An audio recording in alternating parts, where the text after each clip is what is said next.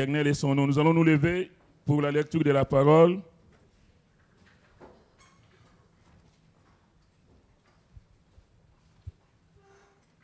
Il est le Dieu Tout-Puissant qui accomplit des prodiges. Nous allons prendre dans le livre de Josué au chapitre 3, quelques versets, et puis nous allons prendre le chapitre 5. Josué, chapitre 3, nous lisons à partir du verset 1er, il nous est dit: Josué s'étant levé de bon matin, partit de Sittim, avec tous les enfants d'Israël. Ils arrivèrent au Jourdain, et là, ils passèrent la nuit avant de le traverser. Au bout de 3 jours, les officiers parcoururent le camp et donnèrent cet ordre au peuple: Lorsque vous verrez l'arche de l'alliance de l'Éternel, votre Dieu, portée par les sacrificateurs, les Lévites, vous partirez du lieu où vous êtes et vous vous mettrez en marche après elle. Mais il y aura entre vous et elle une distance d'environ 2000 coudées, n'en approchez pas. Elle vous montrera le chemin que vous devez suivre, car vous n'avez point encore passé par ce chemin. Josué dit au peuple: Sanctifiez-vous, car demain l'Éternel fera des prodiges au milieu de vous. Et Josué dit aux sacrificateurs: Portez l'arche de l'alliance et passez devant le peuple. Ils portèrent l'arche de l'alliance et ils marchèrent devant le peuple. Au verset 17, toujours du chapitre 3, les sacrificateurs qui portaient l'arche de l'alliance de l'Éternel s'arrêtèrent de pied ferme sur le sec au milieu du Jourdain, pendant que tout Israël passait à sec, jusqu'à ce que toute la nation eût achevé de passer le Jourdain. Donc nous voyons ici Josué qui fait traverser, Dieu par sa toute-puissance va mettre à sec une fois de plus une rivière après la mer Rouge. Ici nous voyons que c'est le Jourdain qui est mis à sec par la puissance de Dieu afin que les peuples de Dieu puissent traverser. Au chapitre 5 de Josué, quand nous chantons que notre Dieu fait des merveilles, quand la Bible dit que Dieu fait de grandes choses, il est le Dieu Tout-Puissant, on ne peut pas en douter. Chapitre 5, verset 1er. Lorsque tous les rois des Amoréens à l'occident du Jourdain et tous les rois des Cananéens près de la mer apprirent que l'Éternel avait mis à sec les eaux du Jourdain devant les enfants d'Israël, jusqu'à ce que nous y passés, ils perdirent courage et furent consternés à l'aspect des enfants d'Israël. Au verset 13. Déjà avant le verset 13, donc le peuple de Dieu a traversé et ils vont célébrer la Pâque de l'autre côté. La manne va s'arrêter de tomber parce que là, ils ne sont plus des nomades. Là, ils sont sédentaires et Dieu va s'occuper de nourrir son peuple. Dieu prend soin de son peuple. Au verset 12, d'ailleurs, il est dit: La manne cessa le lendemain de la Pâque quand ils mangèrent du blé du pays. Les enfants d'Israël n'eurent plus de manne et ils mangèrent des produits du pays de Canaan cette année-là. Verset 13, comme Josué était près de Jéricho, il leva les yeux et regarda. Voici un homme se tenait debout devant lui, son épée nue dans la main. Il alla vers lui et lui dit: Es-tu de nôtres ou de nos ennemis? Il répondit: Non, mais je suis le chef de l'armée de l'Éternel. J'arrive maintenant. Josué tomba le visage contre terre, se prosternant et lui dit: Qu'est-ce que mon Seigneur dit à son serviteur? Et le chef de l'armée de l'Éternel dit à Josué: ôte tes souliers de tes pieds, car le lieu sur lequel tu te tiens est saint. Et Josué fit ainsi. Amen. Nous allons demander la grâce de Dieu. Seigneur, quelle joie pour nous d'être dans ta présence, dans ta maison. Quelle joie pour nous, Seigneur, de savoir que tu es le Dieu vivant, l'Éternel des armées, le Tout-Puissant. Quelle joie pour nous de savoir que nous avons un Père qui prend soin de nous dans le moindre détail. Ce matin, Seigneur, c'est vers toi que nous voulons tourner nos regards, s'attendre à toi, Seigneur, reconnaissant de ce que tu es le Dieu bon, le Dieu tout-puissant. Merci, Seigneur, parce que tu es celui qui agit au milieu de ton Église encore ce matin. Merci parce que tu connais les besoins des uns comme des autres, Seigneur. Et nous prions, Seigneur, que dans ta grâce toute puissante, Seigneur, notre Dieu, que tu puisses intervenir. Car, Seigneur, rien ne peut se cacher devant toi. Tu connais toutes choses, notre Dieu. Merci de passer dans les rangs, de visiter ton peuple et de te glorifier pleinement, car tu en es digne. Nous te bénissons pour cette douce présence. Nous te bénissons pour la journée. Nous laissons tout, Seigneur, entre tes saintes mains. Que ton seul nom, Seigneur, soit béni et glorifié au nom de Jésus. Amen. Amen. On peut s'asseoir. La parole de Dieu nous présente Josué comme un homme d'une grande qualité spirituelle. Vous savez, Josué, c'est cet homme que Dieu va utiliser pour que les peuples puissent passer de cette vie, je disais tout à l'heure, de nomade à la vie de sédentaire. C'est cet homme qui va prendre la place de Moïse. Vous savez, on ne remplace pas un grand homme de Dieu comme Moïse par n'importe qui. C'est comme dans des églises, on ne remplace pas des serviteurs de Dieu d'une certaine envergure n'importe comment. On a vu beaucoup d'églises faire faillite par rapport aux successions, je vais dire. Mais Dieu prépare la relève. Dieu n'abandonne jamais son peuple. Et Moïse, qui a été donc écarté, nous connaissons l'histoire de Moïse, qui a été écarté pour que le peuple, que ce ne soit pas lui qui fasse l'entrée du peuple dans la terre promise.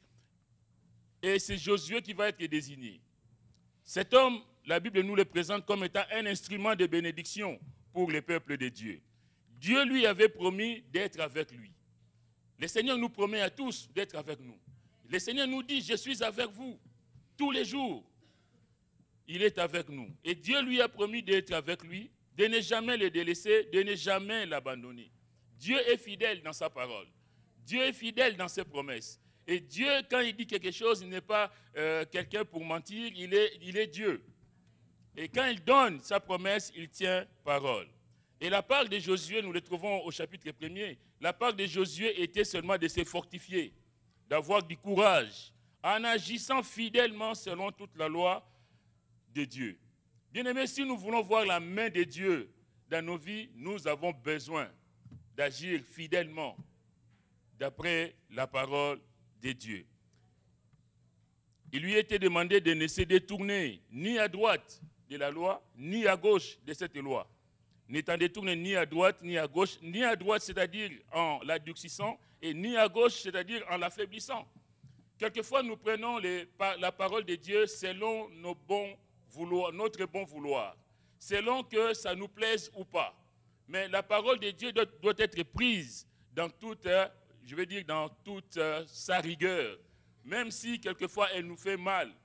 Mais c'est d'ailleurs quand ça fait mal qu'il y a quelque chose derrière, il y a une bénédiction derrière.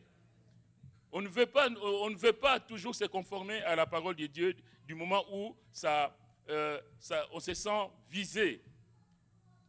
On veut entendre les belles paroles, ces paroles qui flattent, ces paroles où on te dit continue ta vie comme tu le fais, il n'y a pas de problème, tu iras quand même au paradis. Fais ta vie, ne t'occupe de rien, continue comme avant, il n'y a pas de souci. Mais quand on dit que l'homme, la femme, nous devons nous détourner du péché, souvent, je tiens tellement à ma vie passée, je tiens tellement, même pas passée, parce que la vie, cette vie-là, on y tient, c'est même présent. Que Dieu nous aide. Mais en tout cas, la parole de Dieu doit être prise au sérieux par celui qui s'est dit enfant de Dieu. La parole de Dieu doit être acceptée dans nos vies, telle que Dieu le désire, et non telle que nous le voulons. Dans 1 Samuel chapitre 15 au verset 22, nous connaissons l'histoire de Samuel et du roi Saoul. Samuel va lui dire à Saoul qui n'a pas respecté la parole de Dieu, au verset 22 du 1 Samuel 15, « L'Éternel trouve-t-il du plaisir dans les holocaustes et les sacrifices, comme à l'obéissance à la voix de l'Éternel? Voici, l'obéissance vaut mieux que les sacrifices, et l'observation de sa parole vaut mieux que la graisse des béliers. » Quelquefois, parce que je donne ma dîme, je me sens, ok, tout va bien, parce que je fais des offrandes. La parole de Dieu, pasteur, tu peux toujours prêcher. Ah ben moi je participe à l'œuvre de Dieu. Moi je donne des choses à l'œuvre de Dieu. Je me souviens d'une histoire qui m'a été racontée. C'est quelqu'un, c'était en Afrique, il avait 3 ou 4 femmes. C'était un homme riche, un homme important dans cette ville. Et cet homme venait à l'église. Et il venait à l'église avec, évidemment, ses 4 femmes, évidemment, ses nombreux enfants qu'il a eu avec les différentes femmes. Et cet homme, étant quelqu'un d'important de la ville, participait à l'œuvre de Dieu. Il donnait beaucoup d'argent. Et de ce fait, le pasteur était comme lié. Comment tu vas annoncer la monogamie quand tu acceptes l'argent de quelqu'un qui vit dans le péché? Comment tu vas prêcher le mariage, le véritable mariage, quand dans ton église, il y a des gens qui vivent complètement dans le désordre? Et voilà, comme quoi l'enfant de Dieu ne doit pas vivre dans les compromis. La parole de Dieu doit être annoncée dans toute sa splendeur, dans toute sa rigueur, peu importe comment est-ce que c'est ressenti. Quelquefois, nous, quand on prêche ici, on a des retours. Ah, pasteur, ce que tu as dit, je ne suis pas d'accord. Ok, bon, on va en discuter, ce n'est pas grave.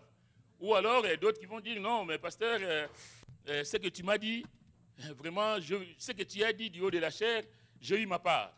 Merci Seigneur. Merci Seigneur, parce que la parole de Dieu, elle est vivante. La parole de Dieu est là pour nous redresser, pour nous corriger, pour nous montrer le chemin. Elle n'est pas là pour nous faire du mal. En tout cas, le Seigneur attend de nous l'obéissance à sa parole.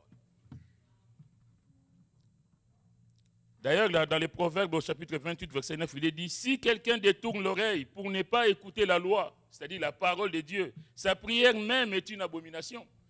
On se croit en règle, on se croit que tout va bien, mais on ne met pas la parole de Dieu en pratique. On ne se soucie pas de ce que Dieu dit. On pense que tout va bien parce que, bon, voilà, je donne ma dîme, je fais des choses dans... Mais la Bible dit que même sa prière est une abomination.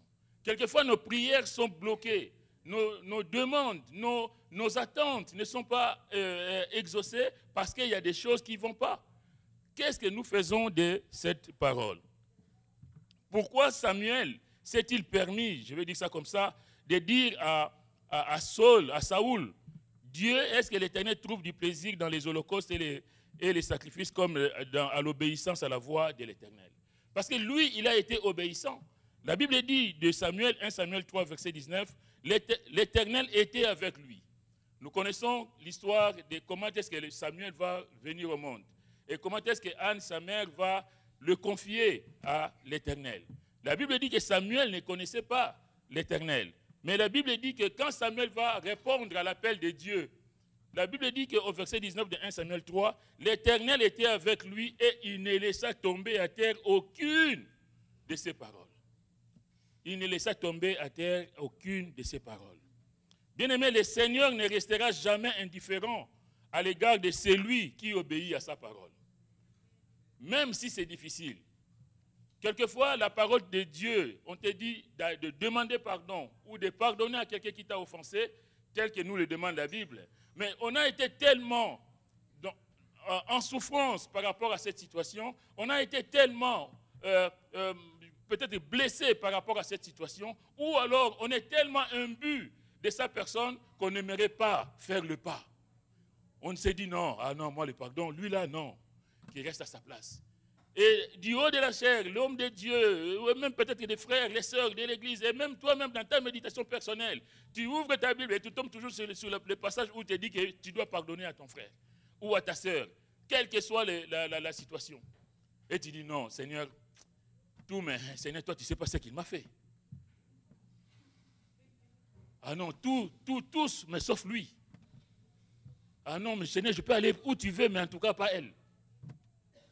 Et en même temps, on se dit, chrétienne, on pense que tout va bien. Et quelquefois, il y a des blocages dans nos vies parce qu'il n'y a pas le pardon.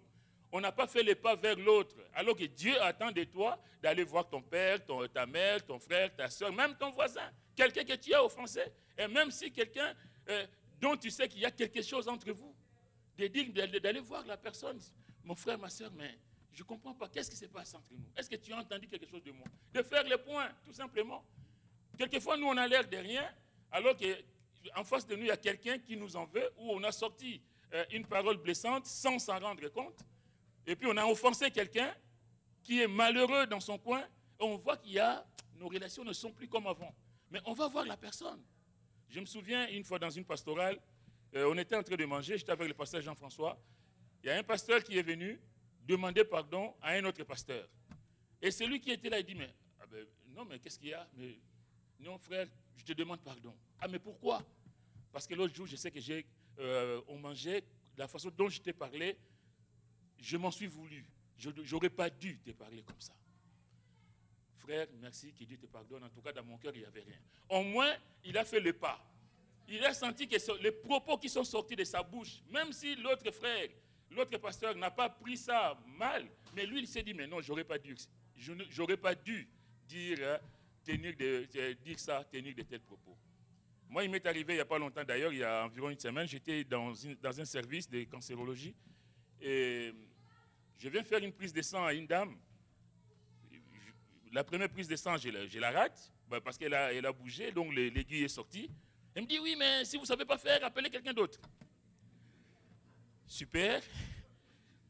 Je dis, ok, d'accord. Je dis, madame, vous savez, ce n'est pas la première que je fais. Ah oui, mais ça n'a pas l'air. Oh là là, mon Dieu. Et là, tu es complètement déstabilisé.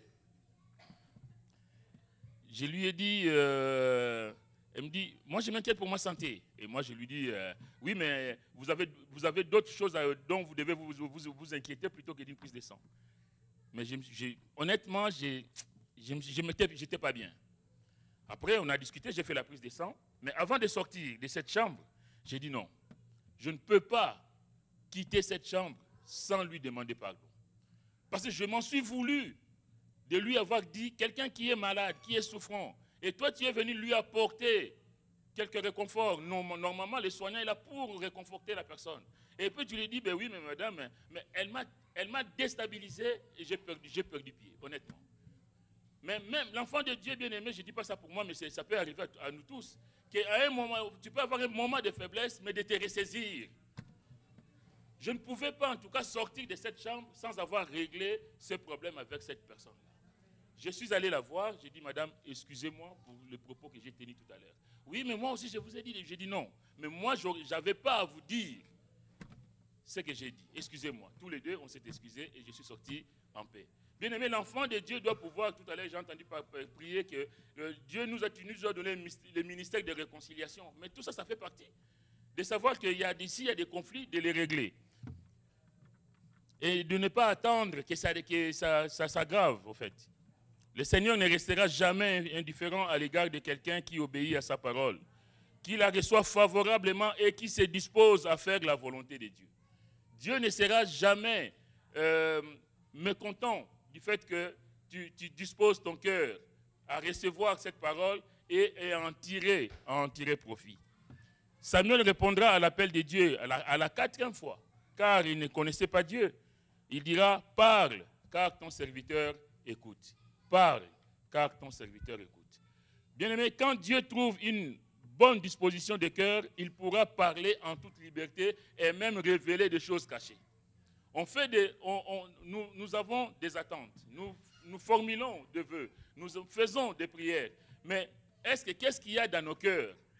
Est-ce que c'est notre volonté qu'on veut que ça s'accomplisse ou c'est la volonté de Dieu que nous voulons voir s'accomplir? Quand Dieu trouve une bonne disposition de cœur, il pourra parler en toute liberté. Vous savez, même dans nos familles, quand l'autre n'est pas disposé à écouter, quelquefois on se tait. Parce qu'on dit, bon, ce n'est pas le moment. Parce qu'il n'est pas prêt à entendre ce que je vais lui dire. Donc on remet à plus tard. Mais je pense qu'avec Dieu, c'est pareil. Quand ton cœur n'est pas disposé, même si Dieu a des choses à te dire, il va dire non, ce n'est pas le moment. Et c'est comme ça que vous voyez dans nos vies, il y a quelquefois des gens qui, à peine convertis, ils font des progrès fulgurants avec le Seigneur. C'est des gens qui arrivent, qui sont tout feu, tout flamme, et puis qui entretiennent une bonne relation avec le Seigneur et ils vont de l'avant.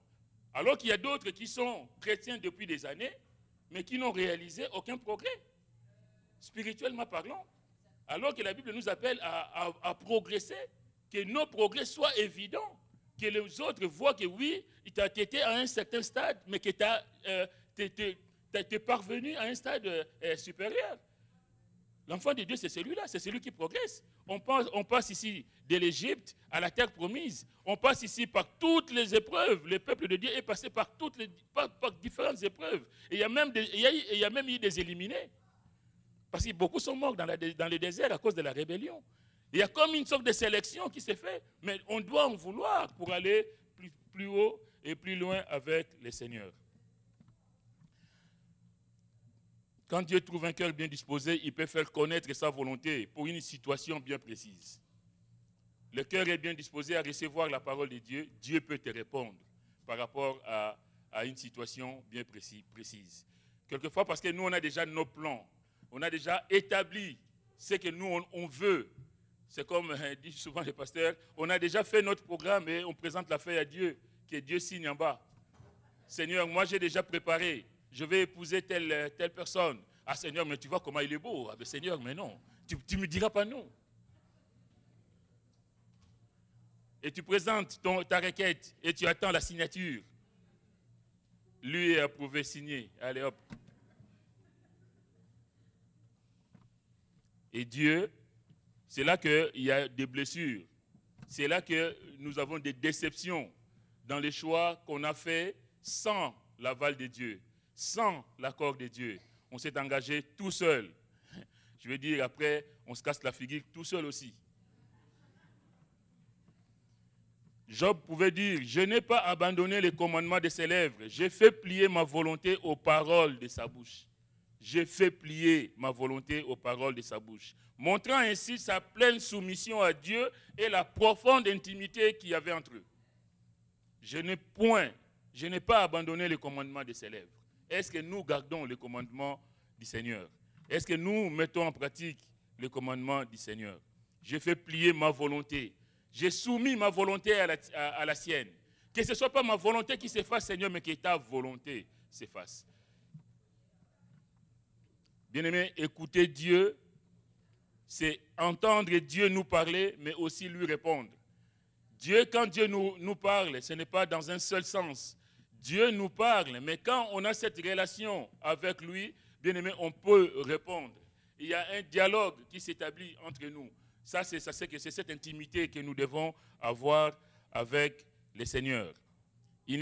Samuel ne laissa tomber à terre aucune de ses paroles. La version Les Semeurs, pour ceux qui l'ont, il dit « Et ne laissait aucune de ses paroles rester sans effet ». Samuel ne laissait aucune de ses paroles rester sans effet. Qu'est-ce que nous faisons de la parole de Dieu? Est-ce que nous laissons cette parole agir en nous, produire du fruit en nous? La parole de Dieu trouvait un écho favorable et produisait du fruit dans la vie de Samuel. C'est ce que confirme le prophète Ésaïe quand il dit dans Ésaïe 55, verset 10, « Comme la pluie et la neige descendent des cieux et n'y retournent pas sans avoir arrosé, fécondé la terre et fait germer les plantes, sans avoir donné de la semence au semeur et du pain à celui qui mange, ainsi en est-il de ma parole, qui sort de ma bouche. Elle ne retourne point à moi sans effet, sans avoir exécuté ma volonté et accompli mes desseins. » À condition qu'on la serre dans nos cœurs, cette parole. À condition qu'on la reçoive, si nous voulons voir la main de Dieu, la puissance de Dieu dans notre vie. En d'autres mots, la parole de Dieu apportera soit la vie, la bénédiction à ceux qui la reçoivent, soit la condamnation à ceux qui la rejettent. Saoul a été rejeté parce qu'il n'a pas honoré la parole de Dieu. Bien-aimé, Dieu honore ceux qui l'honorent et ceux qui les méprisent seront méprisés. La Bible dit dans Hébreux 4, versets 12 à 13, « Car la parole de Dieu est vivante et efficace, plus tranchante qu'une épée quelconque à deux tranchants, pénétrante jusqu'à partager âme et esprit, jointure et moelle. Elle juge les sentiments et les pensées du cœur. Nulle créature n'est cachée devant lui, mais tout est à nu et à découvert aux yeux de celui à qui nous devons rendre compte. » Nous voulons voir la parole de Dieu et la puissance de Dieu dans nos vies. Nous voulons être des vainqueurs dans nos combats, parce que la vie, il faut le dire, la vie est un combat. La vie, même la vie du chrétien, c'est un combat. Mais un combat qui n'est remporté que si nous regardons au Seigneur. Parce que lui, il a remporté la victoire il y a plus de 2000 ans à la croix du Calvaire. Il nous appelle à rentrer dans cette victoire, à saisir cette victoire. Mais cette victoire, nous ne pouvons la saisir que si nous avons nos yeux fixés sur lui. On va retourner donc au chapitre 3 de Josué. Vous savez, quand Dieu donne un ordre, quelquefois ça paraît impossible. Les ordres de Dieu paraissent difficiles, sinon impossibles à exécuter. Seigneur, comment est-ce qu'il y a cet obstacle devant moi? Comment est-ce que je vais faire pour passer de l'autre côté? Mais Seigneur, tu vois toi-même, mais il y a le Jourdain. On ne pourra pas aller de l'autre côté, mais on n'a pas de bateau, on n'a rien. Comment on va faire? Pour nous, c'est du domaine de l'impossible. Mais Dieu, le Créateur qui connaît l'incrédulité qui est dans l'homme, lui, quand il donne un ordre, il fait suivre des promesses. C'est pour susciter la foi. Il donne un ordre que vous allez traverser le Jourdain, mais je suis avec vous. Vous ne traversez pas ce Jourdain tout seul, mais Dieu est là avec nous. Bien-aimés, nous, dans nos problèmes, dans nos difficultés, nous devons savoir que le Seigneur est avec nous. Le Seigneur n'abandonne jamais ses enfants. Le Seigneur est toujours à nos côtés. Quelquefois, on ne se rend pas compte, parce que nous sommes tellement pris dans notre problème, dans notre difficulté, on se dit, mais Seigneur, je ne te vois pas. Mais justement, tu tiens debout grâce à lui. Justement, parce qu'il est là, que tu vois que ça bouge, mais que tu ne tombes pas, tu es toujours debout grâce au Seigneur. Et c'est après qu'on se dit, ah oui Seigneur, je vois vraiment que tu m'as accompagné dans cette situation et je ne peux que te bénir. Il connaît l'incrédulité qui est dans l'homme. C'est pourquoi il fait toujours suivre ses ordres des promesses afin de susciter la foi, pour que l'homme sache qu'avec Dieu, tout est possible. Peut-être que ce matin, tu es là, tu dis, mais oui, mais moi j'ai des problèmes insurmontables. J'ai des problèmes que je ne sais pas comment je vais faire. Je n'ai même pas de commencement de réponse par rapport à ces problèmes. Quand Jésus se trouve devant le tombeau de Lazare et qu'il va dire à Marthe et à ceux qui étaient là, ôtez la pierre. Qu'est-ce que Marthe va lui dire?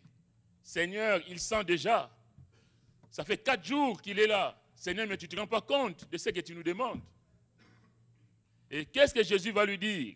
Jésus lui dit, Jean 11, verset 40, « N'ai-je pas dit que si tu crois, tu verras la gloire de Dieu ?» Le Seigneur dit, ôtez la pierre. Et ceux qui sont là vont dire, non, non, non, non, non, Seigneur, mais c'est pas possible. Seigneur, mais là, personne ne va rester là. Le Seigneur lui dit, n'ai-je pas dit, si tu crois, tu verras la gloire de Dieu. Et c'est cette même Marthe qui disait, oui Seigneur, je sais que mon frère se ressuscitera à la résurrection. Oui Seigneur, je sais que tout ce que tu demanderas, Dieu te l'accordera. Mais quand on est devant l'accomplissement de la chose, et que Dieu dit maintenant, tourne ces verrous pour que la porte s'ouvre. Là tu dis, mais Seigneur, mais non, mais ça fait 10 ans que c'est bloqué. Mais que ce soit 10 ans, 20 ans que c'est bloqué, mais le jour où Dieu te dit, c'est le jour J, c'est aujourd'hui que j'interviens, tu n'as pas à douter, tu fonces. On ne doute pas de la parole de Dieu. Dieu nous fait des promesses, merci Seigneur, mais Dieu dit qu'en son temps, ils s'accompliront. Si ça tarde, attends-la, attends ta promesse, elle s'accomplira sûrement.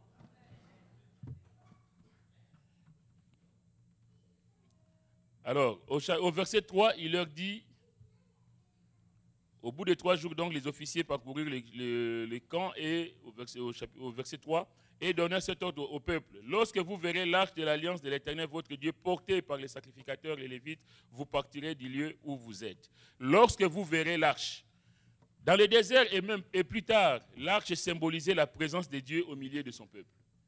L'arche, c'est symbolique de la présence de Dieu au milieu du peuple d'Israël. Dans Exode 25, au verset 8, Dieu qui demande donc qu'il fasse le tabernacle, Dieu dira, ils me feront un sanctuaire et j'habiterai au milieu d'eux. Le Seigneur habitait au milieu du peuple d'Israël. Tout au long, Dieu n'a pas été chercher Israël en Égypte pour l'abandonner dans le désert. Dieu a été chercher Israël en Égypte et pour l'amener sur à la terre promise. Bien-aimés, Dieu ne nous a pas sortis de notre vie passée misérable pour nous abandonner en chemin. Dieu a été nous chercher dans notre vie passée pour qu'un jour nos yeux le voient. Alléluia. Pour qu'un jour nous soyons dans sa présence. Pour que là, on parlait du retour de Jésus. Que ces jours-là, le moment venu, bien aimé qu'on lève la tête, qu'on dise ça y est, c'est le jour du salut pour moi. Je n'ai pas cru en vain. Alléluia. Mais ça, c'est la foi. Ça, c'est la foi de savoir que oui, le Seigneur reviendra chercher son Église. Mais est-ce que nous sommes prêts? Dans quel état va-t-il nous trouver? Lorsque vous verrez l'arche. Quand le peuple s'est déplacé, l'arche portée par les Lévites était placée au milieu, dans la disposition que Dieu avait mise en place pour la progression du peuple tout au long de ces 40 ans dans le désert. L'arche devait se trouver au milieu. On le voit dans Nombre chapitre 2, verset 17.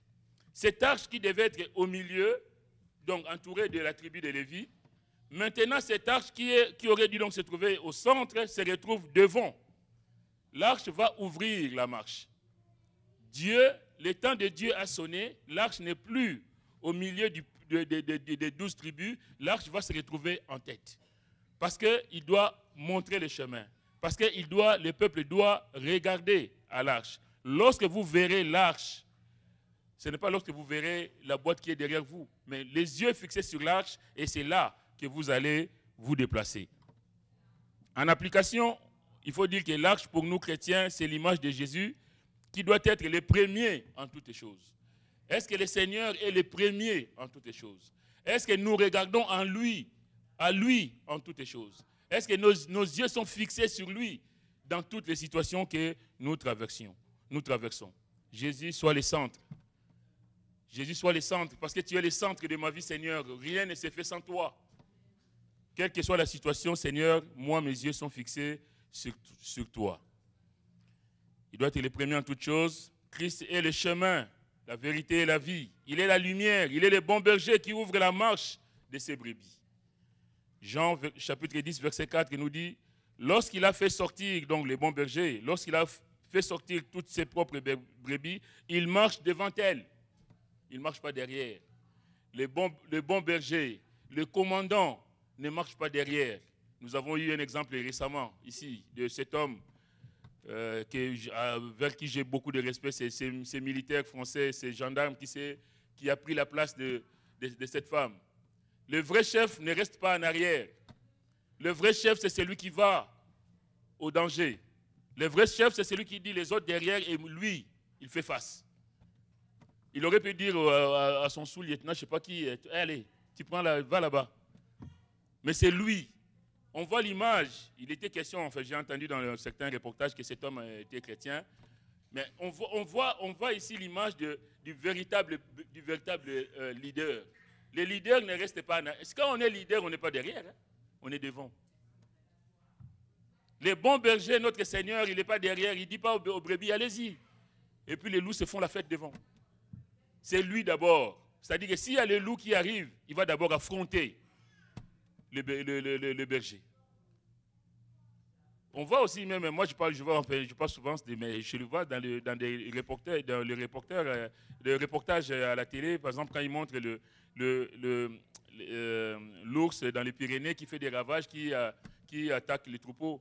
On voit que les bergers sont armés, ils protègent l'enclos, ils disent, bon, on attend le loup, on attend l'ours. Pourquoi? Parce que c'est l'image, le bon berger prend soin de ses brebis.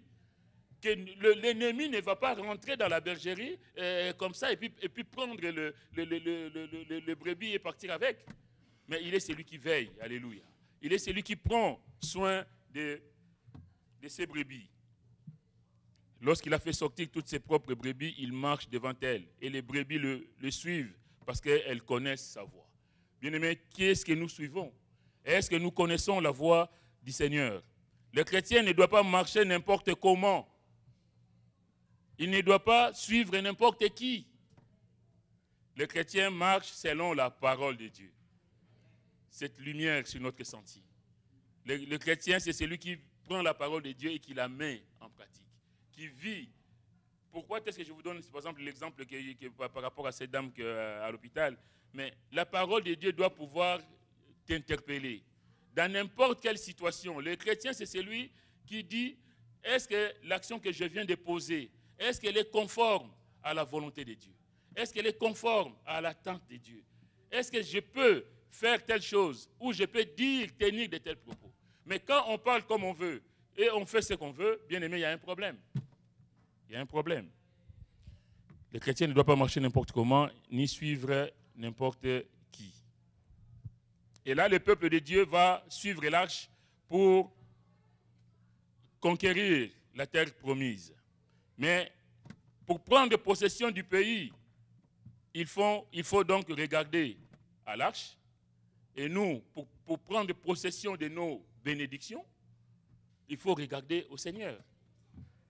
Le peuple qui ne connaissait pas le chemin devrait regarder à l'arche. Il est dit, c'est un chemin que vous n'avez jamais pris. Vous ne connaissez pas. En fait, on va vers l'inconnu. Ils ne savent pas où ils vont, qu'est-ce qu'il y a devant, mais ils ont les yeux fixés sur l'arche. Comme nous, bien-aimés. Personne ne connaît le lendemain. Personne ne connaît son avenir ici. On a des projets, on a des choses de prévues en famille, personnelle et tout ça. Mais nul ne sait si ça va se réaliser. Mais nous devons regarder au Seigneur. Lui, il est tout puissant, il est omniscient, omnipotent, lui, il connaît toutes choses. Que sa volonté s'accomplisse dans notre vie. C'est pourquoi la Bible dit dans Hébreux 12, 2, ayant le regard sur Jésus qui suscite la foi et l'amène à la perfection. Ayant le regard sur Jésus. Et l'apôtre Paul pouvait dire dans Philippiens chapitre 3, verset 7, « Mais ces choses qui étaient pour moi des gains, je les ai regardées comme une perte à cause de Christ. » Qu'est-ce que nous regardons? Est-ce que nous avons le regard fixé sur Jésus ou sur ces choses-là, ces choses de néant? C'est pourquoi l'apôtre Paul dit, « Je les ai regardées comme une perte. » Ce qui était pour moi, ce qui avait de la considération, mais ça c'était avant. Maintenant, pour Christ, j'ai tout abandonné. Je les regarde comme une perte à cause de Christ. Christ est le bien le plus précieux que nous puissions posséder. Avoir Jésus, c'est tout avoir. Jésus au centre de ma vie, Seigneur, je sais que c'est le bonheur absolu. Jésus au centre d'un couple, c'est le bonheur absolu. Jésus, soit le centre de ma famille, le frère a dit tout à l'heure, c'est le bonheur absolu. Parce que quand le Seigneur est là, bien-aimé, et nous vivons dans la crainte de Dieu, et on ne peut pas se faire le mal les uns aux autres. Quand le Seigneur est présent réellement dans une église, bien-aimé, quels que soient les problèmes, on ne s'insulte pas, on se pardonne. On n'est pas parfait, il n'y a pas d'église parfaite, ça on le sait. Mais quelle que soit la situation, on ne regarde pas l'autre comme si c'était un inconnu, mais on essaie de faire la paix avec tout le monde. Pour prendre possession du pays, donc, il faut regarder à Christ. Il faut suivre Christ. Le chemin leur était inconnu. Le peuple ignorait les différents obstacles qui se dresseraient devant lui. Mais peu importe, l'arche était là. Il ne savait pas s'il y avait des crocodiles. S'il y avait ici, qu'est-ce qu'il y avait dans le Jourdain. Il ne savait pas ce qui les attendait plus loin. Mais il y avait l'arche. Seigneur, du moment où tu es là, je n'ai rien à craindre, alléluia. Du moment où je sais, Seigneur, que tu es au contrôle de ma vie. Seigneur, peu importe les difficultés, peu importe les lendemains inquiétants, peu importe ce qu'on peut me dire, peu importe les huissiers. Seigneur, je sais que tu es au contrôle.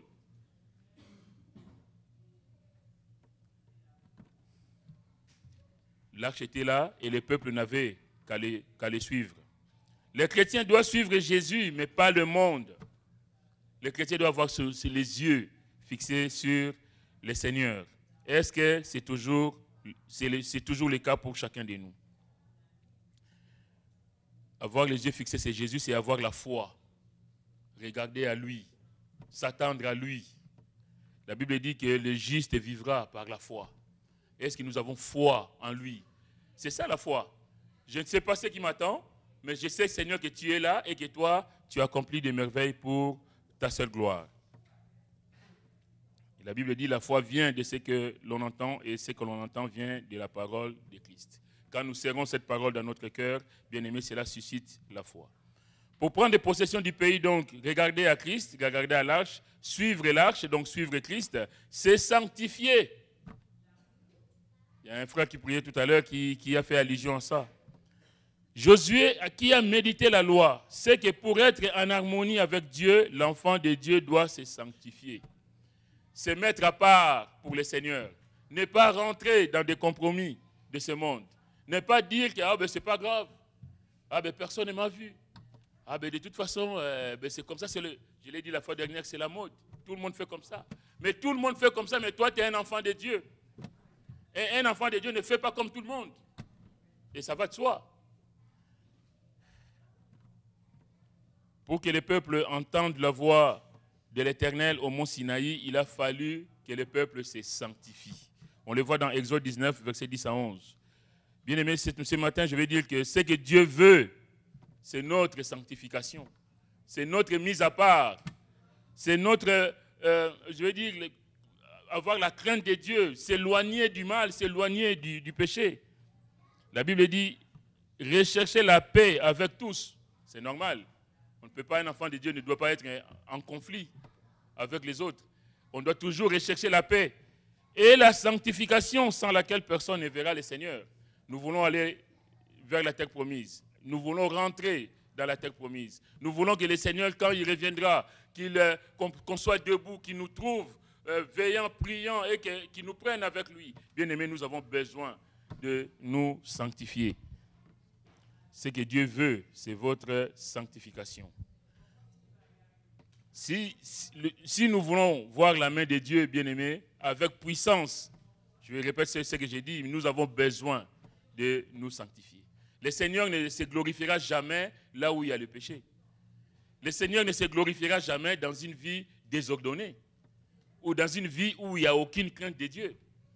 Mais nous attendons tous ici, moi le premier, que Dieu se manifeste avec puissance dans ma vie. Et ma prière, que Dieu se manifeste avec puissance dans son Église, dans chacune de nos vies, afin que son nom soit encore glorifié. Alléluia. Que les malades soient guéris, que les morts ressuscitent, qu'ils se fassent des prodiges dans nos vies.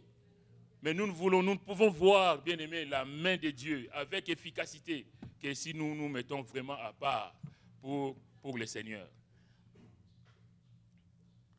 Faire confiance à Jésus, c'est bien, mais on ne peut voir la main du Seigneur que si l'on rompt avec le passé. Avant les prodiges, il faut qu'il y ait séparation. D'ailleurs, c'est Josué qui va dire au chapitre 5, au verset 9, il dit, l'Éternel dit à Josué, aujourd'hui, j'ai roulé de dessous vous l'opprobre de l'Égypte. Et ce lieu fut appelé du nom de Gilgal jusqu'à ce jour. J'ai roulé du dessus vous l'opprobre de l'Égypte. Ils ont abandonné, ils ont été circoncis, c'est-à-dire qu'ils se sont séparés de leur ancienne vie pour marcher en nouveauté de vie. L'Égypte, c'est derrière, et nous, c'est pareil. L'Égypte doit rester derrière nous. L'Égypte ne doit pas faire partie de notre vie aujourd'hui. Avant les prodiges, c'est une séparation d'avec les mauvaises habitudes, se séparer de son passé qui n'était pas glorieux. Notre passé doit nous faire rougir. Parce que malheureusement, il y a beaucoup de chrétiens qui cajolent leur passé, qui disent que c'était mieux avant, c'était comme ça. Bien aimé, la Bible dit que les choses du passé, nous devons en rougir. C'est-à-dire que quand tu penses à ce que tu as ta vie passée, tu dois avoir honte. Si on n'a pas honte de sa vie passée, c'est qu'il y a quelque chose qui ne va pas. S'il n'y a pas cette souffrance de dire, ah là là, Seigneur, comment j'ai pu agir de la sorte? Comment j'ai pu avoir tel comportement? Comment j'ai pu faire de telles choses? Il y a cette souffrance, on dit non, non, non. Merci Seigneur pour ta grâce. Il méritait tout à l'heure encore, il y a le frère qui priait tout à l'heure. On n'a rien mérité, Seigneur, vraiment c'est par pure grâce que je suis devenu ton enfant. Moïse, d'ailleurs, on parlait de Moïse tout à l'heure, Moïse était un meurtrier. Moïse a tué un Égyptien.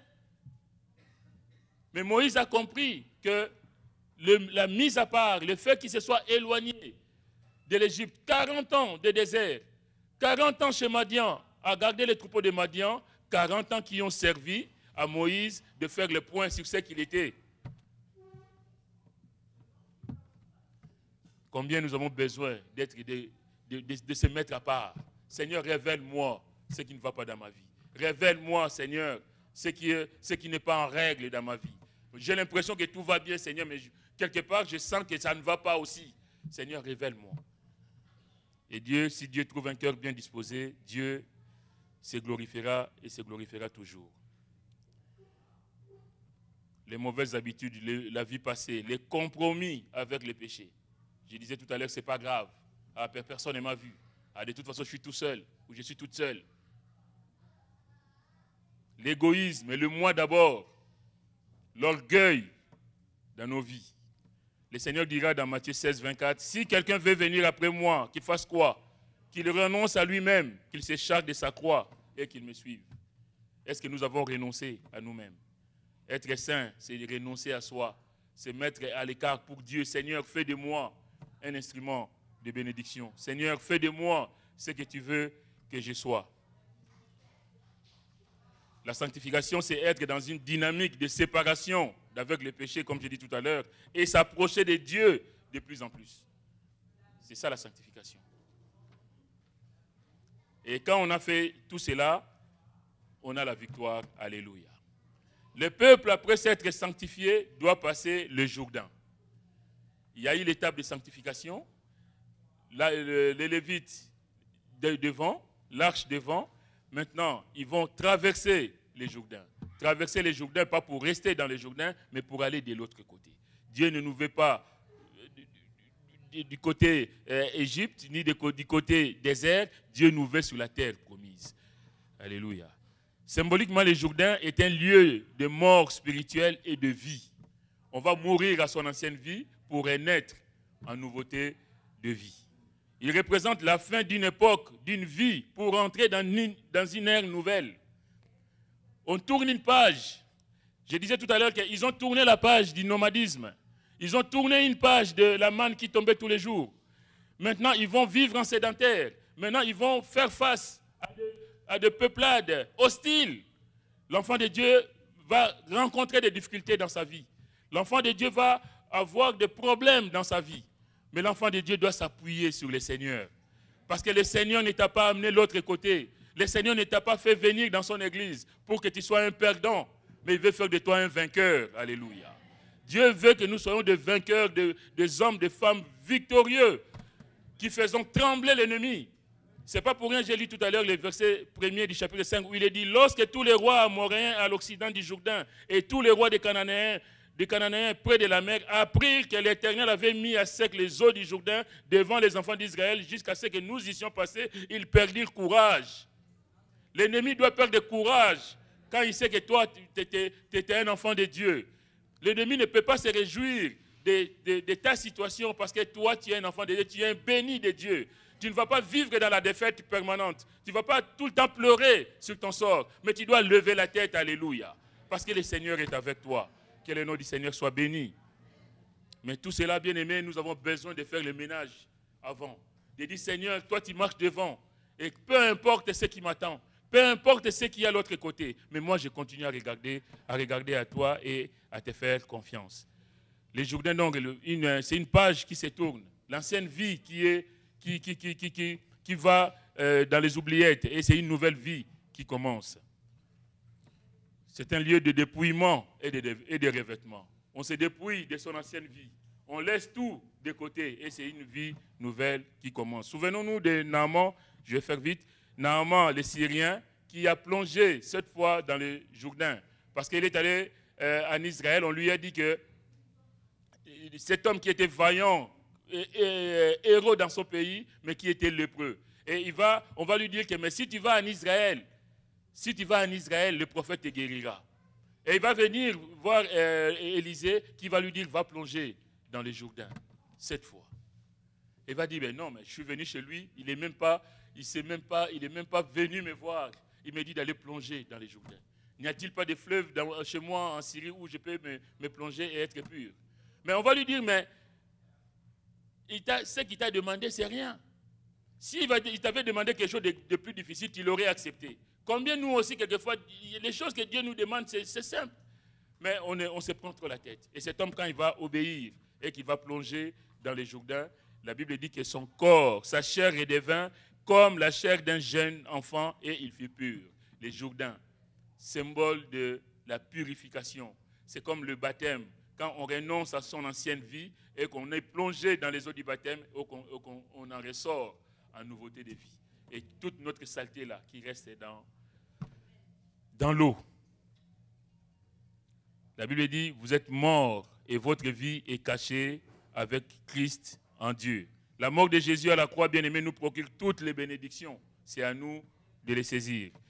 On va clôturer on va lire un verset dans Colossiens. Et je vais m'arrêter là.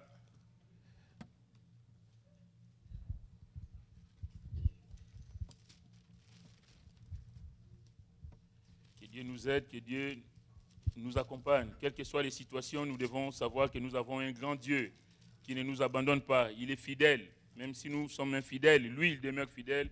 Il ne peut pas se renier lui-même. Colossiens chapitre 2, verset 9. Car en lui, en Jésus, habite corporellement toute la plénitude de la divinité. Il est Dieu tout-puissant. Il a tout pouvoir pour agir dans nos problèmes. Et au verset 10, vous avez tout pleinement en lui, qui est le chef de toute domination et de toute autorité. Quelle domination peut peser sur toi? Quelle autorité peut se moquer de toi si lui, il est au-dessus de tout? C'est en lui que vous avez été circoncis d'une circoncision que la main n'a pas faite, mais de la circoncision de Christ, qui consiste dans le dépouillement du corps de la chair. Ayant été ensevelis avec lui par le baptême, vous êtes aussi ressuscités en lui et avec lui par la foi en la puissance de Dieu qui l'a ressuscité des morts. Vous qui étiez morts par vos offenses et par l'incirconcision de votre chair, il vous a rendus à la vie avec lui, en nous faisant grâce pour toutes nos offenses. Nous, vous qui étiez morts par vos offenses et par l'incirconcision de votre chair, il vous a rendus à la vie avec lui. Vous, mais nous tous aussi, en nous faisant grâce pour toutes nos offenses. Il a effacé l'acte dont les ordonnances nous condamnaient et qui subsistait contre nous. Et il l'a détruit en le clouant à la croix. Quelquefois, ce sont nos mauvaises actions, nos péchés qui remontent à la surface pour nous empêcher de voir la main de Dieu. Tu es toujours en train de ruminer sur ton passé, sur des choses que tu aurais faites qui ne sont pas pour la gloire de Dieu. Tu es toujours en train, il y a même des gens qui doutent de l'efficacité de la repentance. Je me suis repenti de mes péchés, j'ai demandé pardon à Dieu, mais le même péché revient comme l'ennemi va te rappeler. Ah ben oui, mais tu as volé, ben oui, mais j'ai volé il y a 2 ans. J'ai demandé pardon il y a 2 ans, ça suffit. Quelquefois, c'est comme si Dieu ne nous a pas pardonné. On est toujours en train de ruminer sur des choses du passé. Sur un péché que j'aurais commis il y a 15 ans, 20 ans. Et puis, s'il y a un souci, il dit, ah ben peut-être parce qu'il y a ce péché-là. Mais ce péché, tu l'as confessé. Tu l'as abandonné. C'est lui qui avoue cette transgression et les délaisse, obtient miséricorde. Est-ce que tu as confessé les péchés? Est-ce que tu l'as abandonné? Est-ce que... voilà quoi.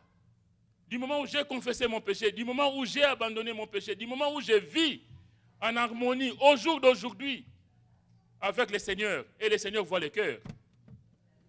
Je n'ai pas besoin de dire que, ah oui, si je suis malade, ah oui, c'est parce que c'est le biscuit que j'ai pris dans la boutique de monsieur Intel. Il y a 10 ans, n'importe quoi. Si le biscuit que tu as pris il y a 10 ans et que ton cœur en a souffert, que tu as demandé pardon, et même si tu as pu réparer ces péchés, bien aimé, Dieu t'a pardonné. Ne reviens plus sur les choses du passé. Regarde au Seigneur, marche la tête haute, va de l'avant.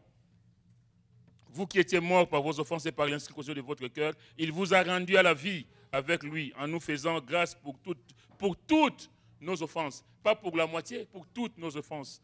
Et il a effacé l'acte dont les ordonnances nous condamnaient et qui subsistait contre nous. Il l'a détruit en le clouant à la croix. Il a dépouillé les dominations et les autorités et les a livrées publiquement en spectacle en triomphant d'elles par la croix. Que Dieu vous bénisse. Dieu, à la croix, nous avons acquis la victoire. Le Seigneur nous a donné la victoire sur toute la ligne, sur nos adversaires. Et aujourd'hui, je vais vous annoncer que c'est un jour de victoire. Dans ta vie, mon frère, dans ta vie, ma soeur, Dieu veut te faire passer de cette vie de défaite à la vie de victoire. Que Dieu vous bénisse. Amen.